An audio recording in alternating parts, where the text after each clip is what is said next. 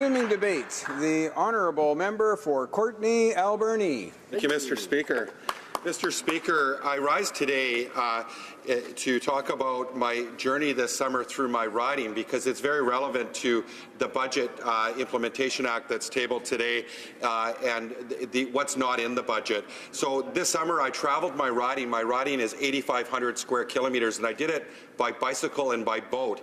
And I did it with people in my riding that traveled with me, seniors, young people, leaders, chiefs, mayors, councillors, that rode with me from community to community, that came out to share what's important to them. Mr. Speaker, the reason I did it also by bicycle is because I've tabled Bill C-312, an act to establish a national cycling strategy on October 4th, 2016.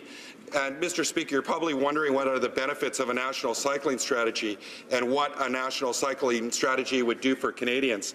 The national cycling strategy would commit the federal government to set clear targets for the expansion of cycling-friendly infrastructure, encourage more Canadians to choose cycling as their mode of transportation, and improve national safety standard measures such as side guard rails for trucks, support cycle tourism in Canada, which is one of the fastest areas of tourism in the world, increase education for cyclists and pedestrians and motorists. Why is a national cycling strategy important, Mr. Speaker? We need to take small steps and a multifaceted approach to tackle the great challenges that we're facing with soaring healthcare and infrastructure costs, greenhouse gas emissions, and traffic congestion. And cycling is a sustainable transportation solution that's low cost, environmentally friendly, and encourages healthy living. So Bill C-312 is a multifaceted proposal to develop cycling options across our country, and it addresses the social, economic, and environmental issues facing Canada today and provides a plan for cycling infrastructure and education. It makes dollars and cents. With the rising costs of housing, gas, and groceries, just to name a few, life is becoming increasingly unaffordable for many Canadians. And cycling is a sustainable solution offering to transportation, and we can make that happen. So we need to do more to make Canada a cycling nation, Mr. Speaker. And I want to talk about a study that was recently done in Denmark that shows that every kilometre cycled, society enjoys a net profit of 23 cents, whereas for every kilometre driven by car, we suffer a net loss of 16 cents. And what really alarmed me when I learned more about cycling in our country was that in the Netherlands, 50% of children ride their bike to school. In Denmark, it's 40%. Wow. In Germany, it's 15%, and in Sweden it's 20%. But here in Canada, Mr. Speaker, it's 2%. And it's not because we live in this big, vast country, because that would be the argument that you would think would be the reason why. 82% of Canadians live in an urban environment. In fact, 35% of Canadians live in Toronto, Vancouver, and Montreal alone. And it's not because of our climate, because Stockholm and Toronto, there's only a 1 degree difference. So it's really about that we haven't made it a priority and haven't set clear targets and a commitment.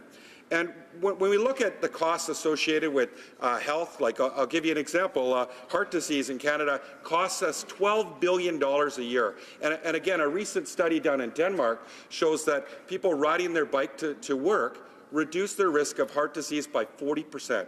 So can you imagine, Mr. Speaker, finding a pill that you could take that could reduce costs from $12 billion to $8 billion just by simply taking it. Wow. And that's cycling, Mr. Speaker. We need to set clear targets. We need to create a marketing and education approach to get more people on bikes, bring all users of the road together. We know if the federal government, and as a former municipal councillor, I know this, if the federal government puts $1 on the table designated specifically for active transportation, for cycling, we know the province won't leave $1 on the table. We know a municipal government won't leave $2 on the table, and we know local community groups won't leave $3 on the table, Mr. Speaker. Now, this is supported by many groups. The Canadian Association for Physicians for the Environment have endorsed the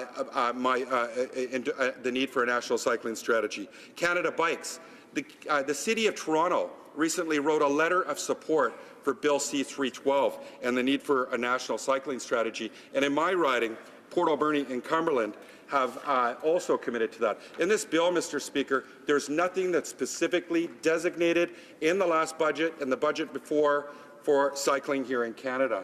So we need to do more.